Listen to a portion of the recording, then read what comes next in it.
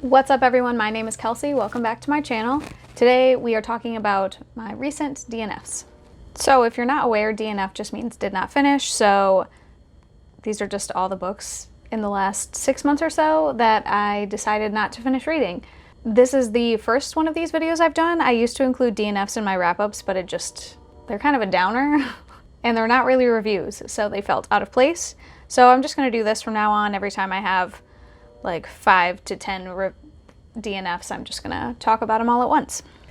Recently, I've gotten much more liberal with my DNFing. I used to never DNF books, like there would be one a year, if that, and I don't know, I just got tired of that. I don't want to read things I'm not liking. So let's just get into the books. So my first DNF I have is Our Kind of Cruelty by Araminta Hall.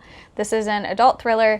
I owned this one, but I unhauled it. And from what I remember about the summary, it was about this couple, and it was from the perspective of the guy. And this couple used to play this game where they would go to a bar together and pretend to not be together. And then whenever someone would come along and hit on the woman, the guy would make a big fuss and save her from this other guy. This follows after they've divorced and the ex-wife is dating someone new, and this guy thinks it's just a long-running version of their game, like he's supposed to go rescue her. And if I remember correctly, this is like from the perspective of him when he's in jail, and you're not really sure when you're reading if he's right or wrong, like if this woman is just as disturbed as he is and set this whole thing up, or if this guy just could not let go. And it's also like in a written letter format, like this guy's attorney told him to write down what happened, so you're reading his own written words in the first person. And I DNF'd this for a couple of reasons. First is that it is like super dedicated to the first person letter writing or diary writing format, and that it never really shifts to a narrative similar to The Turn of the Key, okay, where she is writing letters to her attorney. But in The Turn of the Key, the beginning of the letter feels like a letter, and then it slowly shifts into more of a narrative, so that's like a more palatable reading experience. And this one does not do that. It feels like a person talking the whole time, and it was super annoying. But also, he uses words that people would just not use in this kind of perspective. At least, I don't think they would. I wrote down one word that I still don't really know what it means because I didn't look it up, but vertiginous? I don't know what that means. I can't think of a single person in my life that would use it in their fucking diary. And it also focused on like weird scenarios. Like before I DNF'd, there was like a whole page and a half about him shopping for dinner and buying steaks and getting salad. Like I remember it that vividly because it was so specific and such a strange thing to put in. Also, if I remember correctly, this guy really loved Oasis, and in the pages that I read, I think he mentioned Oasis like 4 times, which was just weird. And I don't hate Oasis, but it felt strange. Okay, book 2 is Girl, Wash Your Face by Rachel Hollis. This is an adult nonfiction, like a self-help style book, and I hated it. I hated it a lot. I actually rated this one 1 star. Usually I don't rate my DNFs, but this one was so bad that I felt like I had to. And if you aren't familiar, SAVY from SAVY Writes, I think it is, but I'm going to link it in the description, has like a whole series of anti-MLM. MLM is multi-level marketing, and she talks about Rachel Hollis a lot because Rachel Hollis tends to speak at these events. And she also has a whole rant review about this book, and it's great, and you should check it out. So I owned this book. Sadly, it was a gift, but I'm unhauling it. It's not gone yet, but I don't want to look at it. So this book is supposed to be all about like reaching your potential and stop getting in your own way, that kind of deal, motivational, you know? But I just hated the way she went about it. So I wrote some things down while I was reading. Okay, first I want to say, while I was reading this, I didn't write it down, but I think I got to 30% before I DNF'd this. And while I was reading, and to be clear, this is not a diet book. This is a motivational self-help book, not a diet book. I screenshotted every time she mentioned weight loss or exercise or dieting, and it was like 32 times in 30% of the book. That's crazy. It's not a diet book. And it just felt like, because this is specifically marketed towards women, it felt like a weird thing to include, like every woman in her self-motivation journey is going to be looking for weight loss advice. I don't like that. There's also this section where, I don't know, she talks about not doing things you don't enjoy. Like, if you hate volunteering for a certain group, stop volunteering for it. But then she also rails about keeping your commitments, and specifically she uses like exercise, of course, for example. And she's like, if you made a commitment to run 3 days a week, you can't skimp out on that. Like, but what if you hate running? Like, if you hate running, don't do it.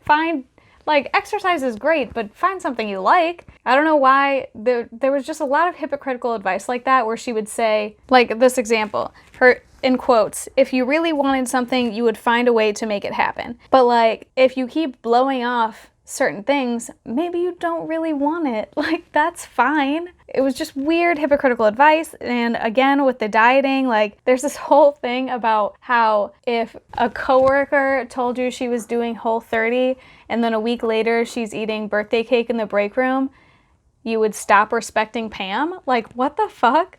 Like, you don't stop respecting people because they break their diet. What the hell? Anyways, I wrote this whole rant. Hold on. It says, this is in the, if you really wanted something, you would find a way to make it happen. Maybe you don't really fucking care about Whole30. Maybe society is putting pressure on you to achieve a goal that you don't give a shit about personally. Maybe your sketchy friends that keeps ditching you for Game of Thrones doesn't want to hang out with you.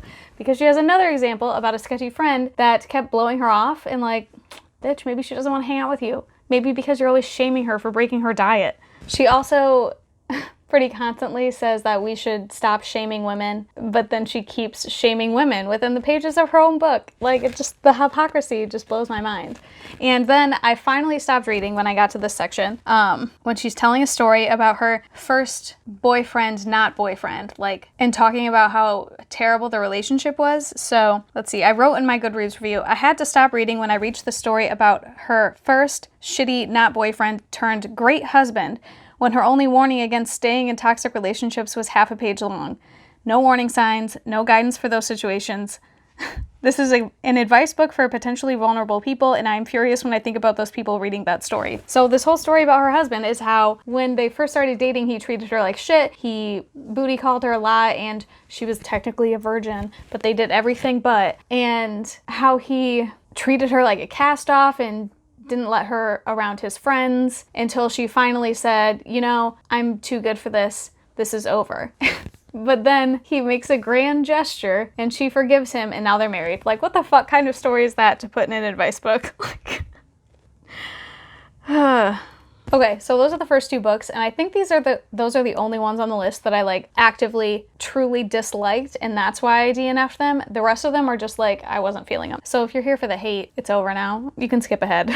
Book 3 was The Haunting of Hill House by Shirley Jackson. This is an adult horror. It's like classic horror. And I listened to the audiobook, and I think that was my problem. I DNF'd it because I just wasn't into the narration. I didn't like the narrator, and I was finding it really hard to get into the story, easily distracted, and I listened to audiobooks a lot, so I know that's not usually a problem for me. So I do plan to pick this book up again, but probably not until fall, because that's when I'm into horror. Book 4 is Belle Revolt by Lindsay Miller. This is a young adult fantasy. This was an ARC, and I'm super bummed about it because it was one of my most anticipated releases of this year. It's about, it's a fantasy world, but it feels sort of like a historical France, like a provincial France, and it follows these two girls. One of them is from a small village, and her family is poor, but she wants to perform magic and can't because of money. I can't recall exactly. I don't know. Money, or they only have enough money to send one of their kids or something like that.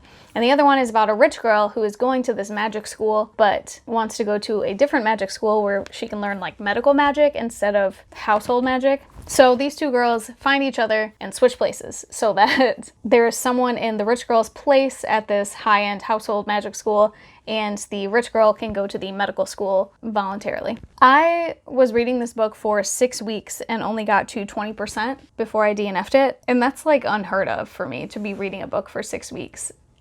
I was pretty bored, and I specifically noted that the pacing of the book was weird. Like, within the perspective characters make a huge life-changing decision at 4%. They don't know each other at all.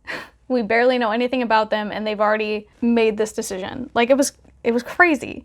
But then, right after this big, exciting event happens, like, everything slows down. We're given like a lot of day-to-day scenes of the girl at the household magic school, like her going to lessons and preparing for things, and it just wasn't very interesting. I was 1/5 of the way, yeah, 1/5 of the way through the book, and I still didn't know what the major plot arc was going to be. There were sort of allusions to this like secret society or like a rebellion group, but there wasn't enough information for me to wonder about it. And then there were weird time jumps just like in the middle of passages where like characters would be having a conversation or the main character would be observing something and then suddenly it was the next day. And they just didn't make a lot of sense, and I found that I constantly felt like I was missing something. So I ended up DNFing. Oh, I also, like several times in the marketing materials, they emphasize that this is not historical fiction, it's high fantasy, but it felt very historical. And the writing style has this formal affectation that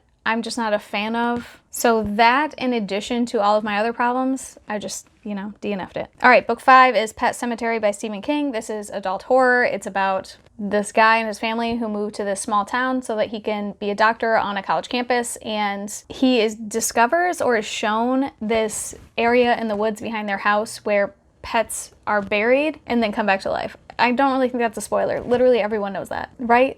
Pet Sematary, I feel like it's in the title. But this book is so long. I think the audiobook narration was 24 hours long, and it expired twice and got returned to the library before I was like, obviously this is just not working for me. Like, I would listen for 20 minutes at a time on my commute, but that's just not enough time to get through a 24-hour audiobook. But I do want to say that the narrator is Michael C. Hall, and like the quality of the narration itself was awesome and I really enjoyed it. So it's just a bummer that I couldn't get through it. And I don't feel like I'm never going to read this book, but it's not a priority. All right, book 6, Wanderers by Chuck Wendig. This is an adult speculative fiction, dystopian, sci-fi, apocalyptic kind of deal. I had this physical book from the library and I was reading it for a book club. So this follows like sort of a contemporary timeline, but people are walking. Okay, that sounds really anticlimactic, but people are in a stupor. They come out of their houses, whatever they're doing, they stop and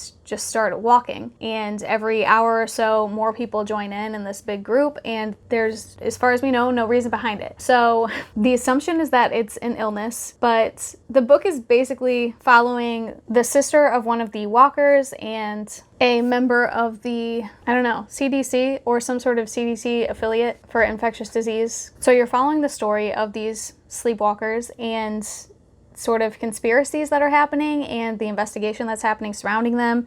Is it a disease? Is it an infection? Is it a virus? Is it something mysterious? Is it terrorists? Is it aliens? Shit like that, So I heard this positively compared to Stephen King's The Stand, which is my favorite Stephen King book, but it's been a long time since I read it, so I can't say for sure, but I thought The Stand was scary when I read it. The way the disease spread and like took over everything was frightening, and this book is not scary to me at all because it doesn't feel immediate, And I feel like a part of that is the medical perspective from one of the main characters who is part of the CDC. Like, he is trying to explain everything scientifically, which is interesting, but not really frightening.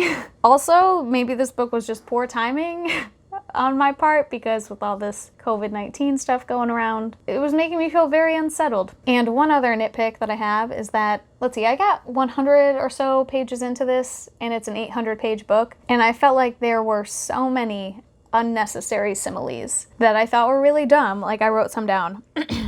Pine trees stood everywhere like tall, brooding sentinels. Like, what is the purpose of that sentence? Is it supposed to be atmospheric? Because I don't think, tall pine trees is fine.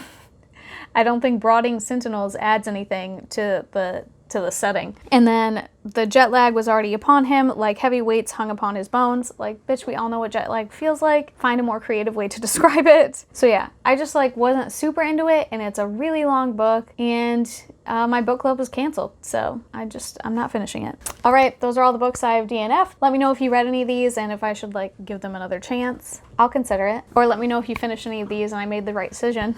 All right. I post book-related videos every Wednesday, so if you want to see more, subscribe. If you want to keep talking, you can find me on Twitter. Really. He's just really unhappy when any of the other cats get attention. You can find me on Twitter or Instagram at Kelsey Reads or Goodreads at Kelsey Lynn Reads. Otherwise, I'll see you next week.